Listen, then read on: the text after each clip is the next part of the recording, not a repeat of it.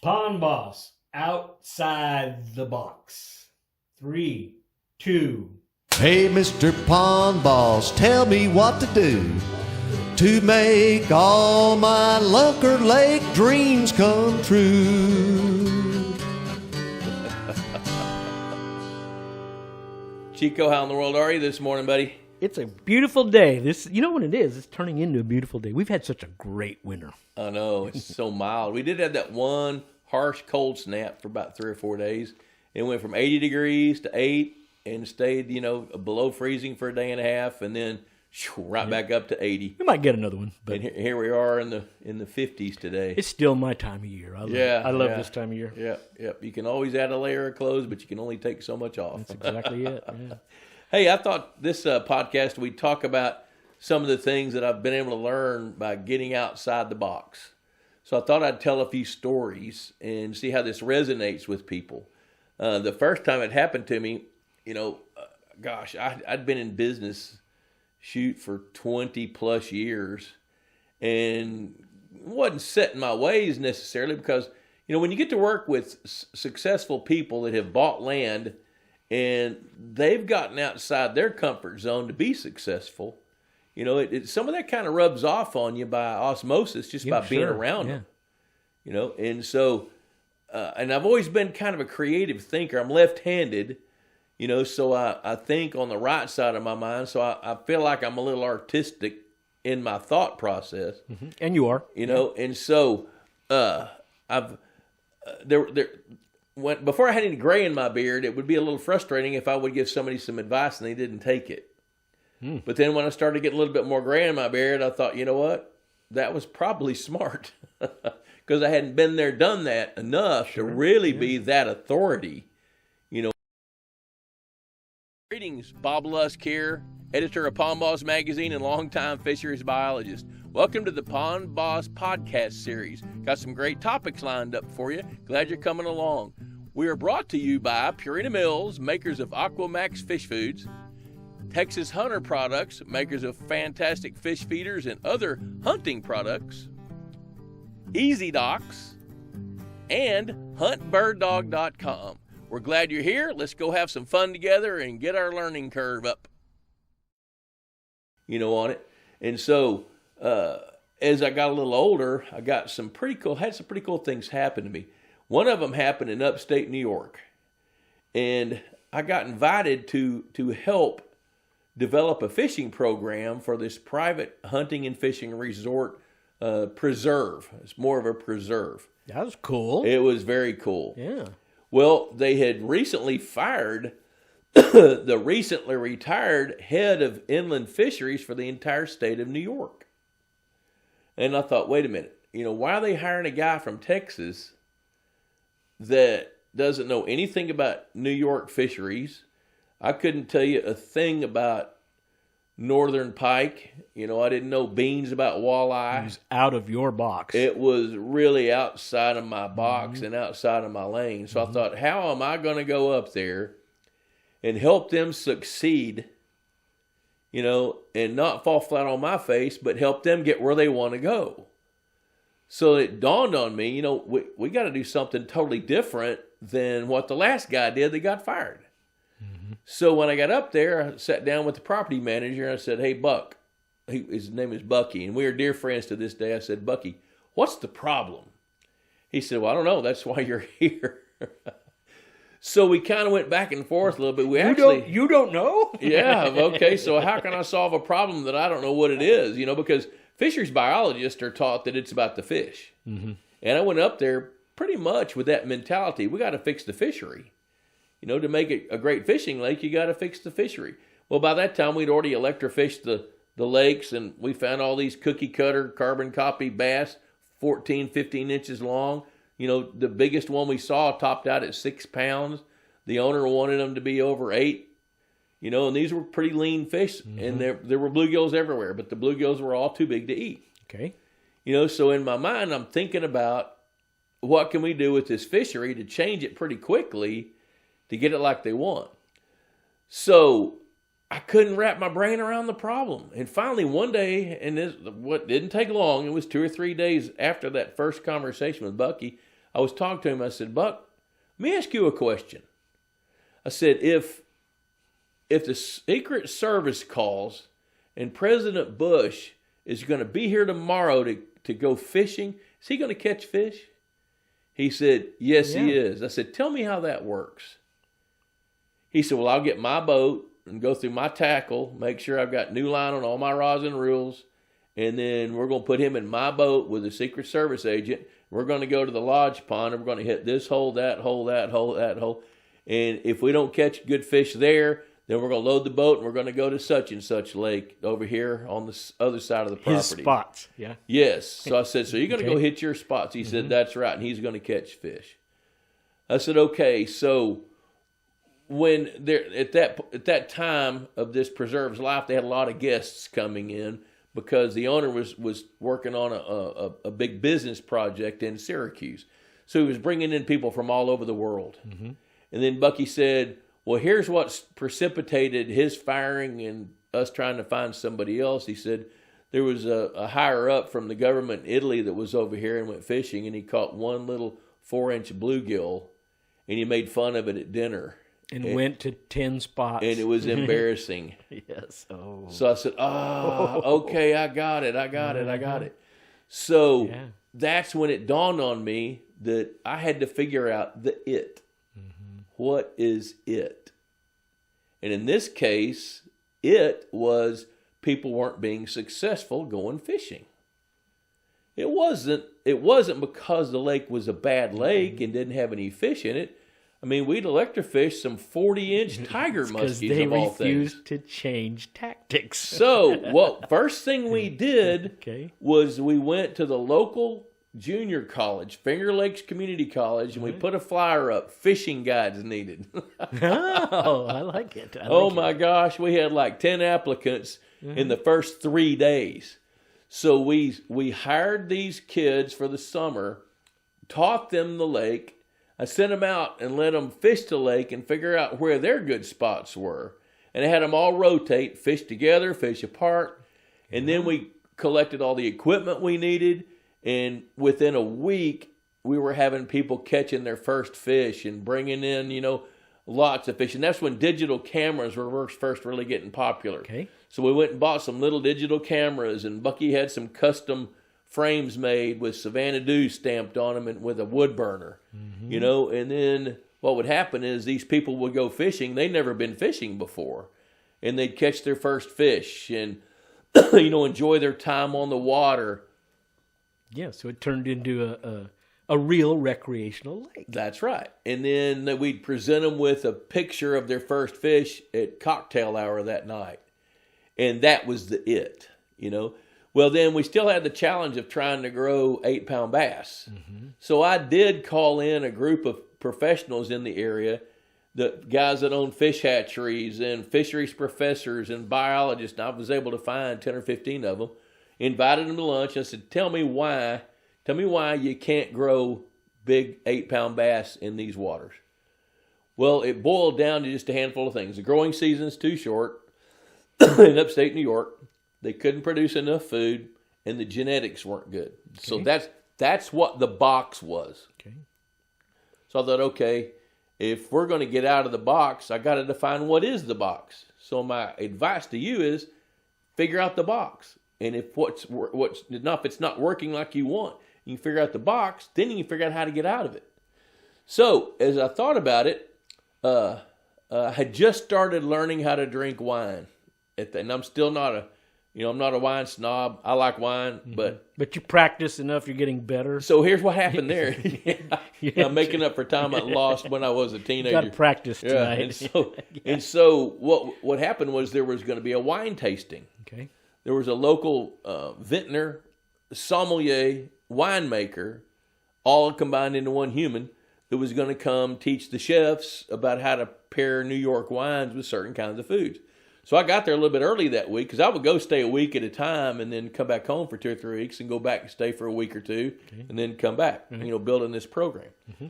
And so when we had the wine tasting, I'll never forget, because this helped me get out of the box in my head for the entire United States of America.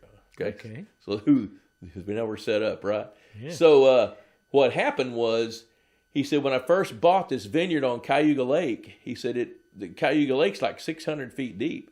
So it has its own climate. It doesn't change temperatures as rapidly as a shallower lake does. Okay.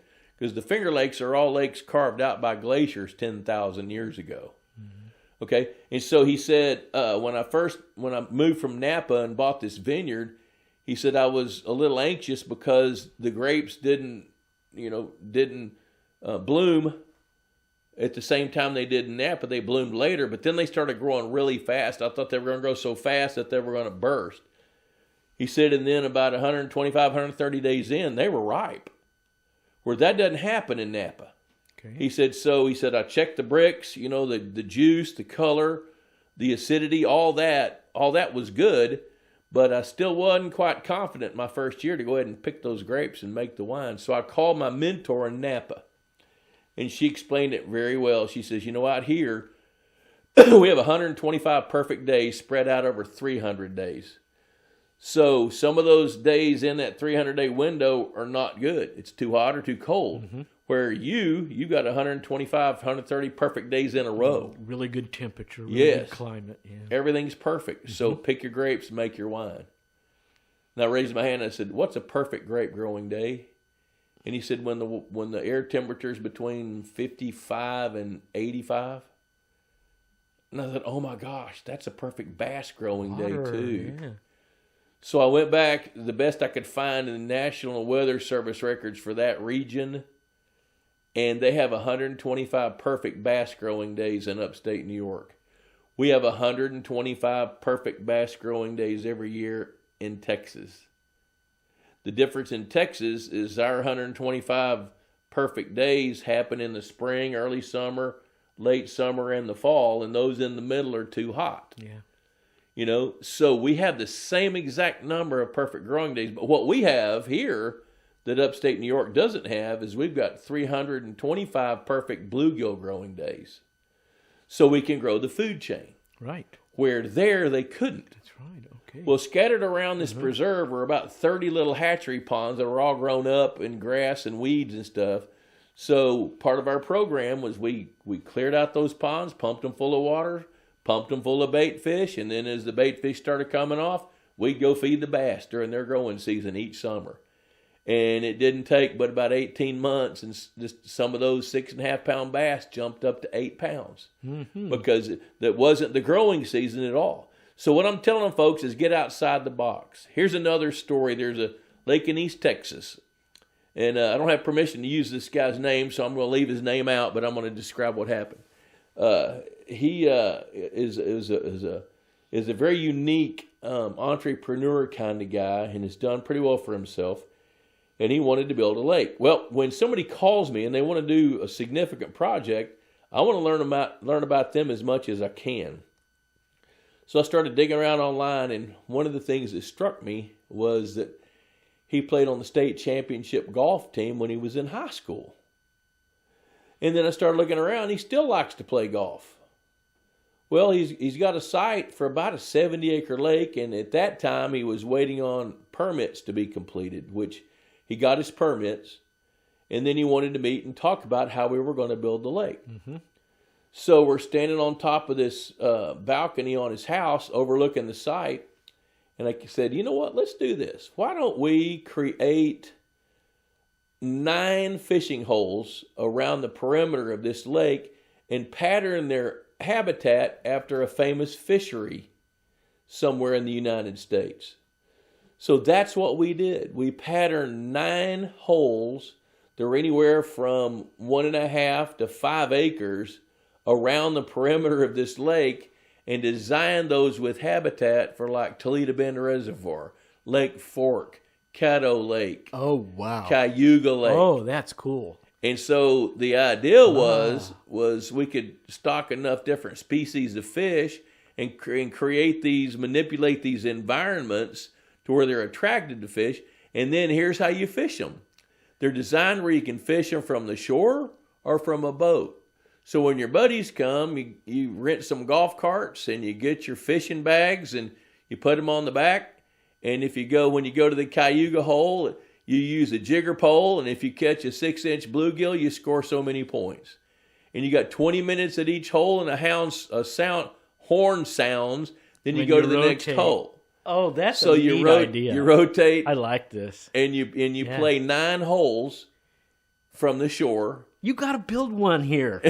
We need one in Texas. Yeah, well, it's in Texas. It's just privately owned. Okay, and so then you keep score on your iPad, and you can create an app with your crew, because I don't know how to do that, to where everybody knows what everybody's score is as you're going around and doing the trip. Then you come in and have lunch, take a nap or whatever.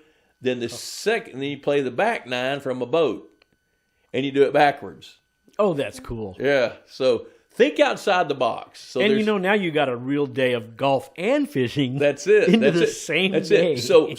So the outside the box thinking there is anybody can build a fishing lake and go fishing and enjoy it, but can you make a game out of it? So that was an outside the box thing there too. Oh, I have all kinds of new thoughts if we could put a skeet. we can put different functions. Yes. Oh, that's a cool idea. Yeah, I talked to Purina a long time ago to see if they had any kind of a dye that could make little discs, little fish food discs, and bind them. And then we could figure out how to market those for Shoot skeet over shooting. water, yeah. So you can shoot over water. It's the and lead pellets. and feed the fish. Yeah, the lead pellets is the problem. Well, they use steel, Yeah, that's what But either way, but they didn't have the tools and the equipment to do that. But anyway, I just pitched an idea out there for somebody. Yeah, somebody's going to grab I'm probably this not one. going to go do that. Hey, if you do it, you got to spread it out. That's it. That's right. And then other outside the box things. I remember Richmond Mill Lake over in North Carolina. That lake it's really a longer story than can be told, in a podcast. But the essence was the pH of the lake was really low, but not too low to keep fish from reproducing. The water flow was too fast that you couldn't lime it. You couldn't do all the traditional fisheries management things. So we decided to use that lake and make feeding fish its primary source of nutrition. Mm-hmm. And boy, the consequences of that were amazing. Now, of course, it took a financial commitment. I mean, they were spending $25,000 a year on fish food, but also using it as a resort destination for businesses.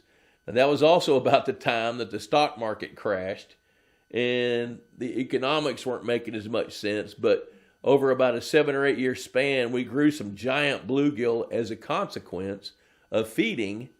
But what I didn't realize was that when we were feeding those fish, and without affecting the water quality, because the water flow rate 7,000 to 10,000 gallons a minute leaving the lake of that black water they call it, looks like iced tea when you put it in a clear glass. But what was going on is not only were we feeding the fish, after the fish ate the fish food, digested it and put it back in the water, we were feeding insects and feeding some native suckers that turned around to become food. And some of the insects, there was enough places, like for example, dragonflies started to grow. Uh-oh. So the consequences were we started seeing dragonflies, mosquitoes went away. So people could stay out after dark around that lake, and they couldn't before the lake was renovated. So now their mosquito numbers were down, but we also saw songbird numbers go up because there were so many insects being hatched out of that lake that it was enough food chain above the water line to support songbirds. Ospreys started to nest in a big pond cypress tree that was 170 years old. That was an attraction for people to see the ospreys. When the feeders would go off, they'd go grab a bluegill, take it back up, chew it up, feed it to their young. So there's one thing I'm going to tell folks is there's been some cool thing that's happened in my career, and a lot of it has forced me to get outside the box, because every time I meet somebody successful, they want to do something that hasn't been done before. So here's your take-home point. Figure out what the box is, and then if you're okay with it, stay in the box. But if you want to do something different, you can't stay in the box. Mm-hmm. So the more pieces you can find out that are in that box, the better you will be at trying to figure out how to get out of it. And it might be something simple like figuring out it's not the growing season. It's something else. Right. Where it might be, well, It's not just a fishing lake, it can be a game, Or how do you defeat when nature's against you? How do you beat that? Well, Richmond Mills Lake case, we fed the fish, but the consequences were way beyond anything we thought was going to happen. That whole lake turned into a magnet above the waterline as well. The bald eagles started showing up. People could stay outside at night because there were so many dragonflies eating so many mosquitoes. And so all that little outside the box thinking made a big, big difference on how the lake could be enjoyed and what was going on above the waterline as well. Yeah. So, kind of wrap this thing up, there's a lot of ways to get outside the box. And in today's world, I think people expect to do that. Yeah. So if you want to dig deeper into some of these topics, you can go to pondboss.com, and we got a lot of free articles. We got Ask the Boss discussion forum. You can even go to the Institute of Higher Pondology, which we hold some of those live, by the way, which we'll post that in Pond Boss Magazine.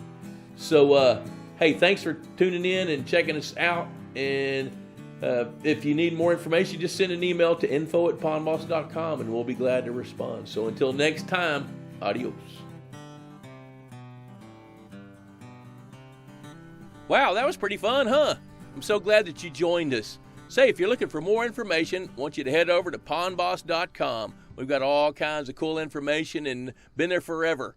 It's got some of the best articles, topics, got Ask the Boss discussion forum. And be sure to check out the Institute of Higher Pondology online as well. And subscribe to Pond Boss Magazine. That's what fuels the economy of what we're doing to help us put these shows on. So until next time, we'll see you then. Hey, Mr. Pond Boss, tell me what to do to make all my Lunker Lake dreams come true.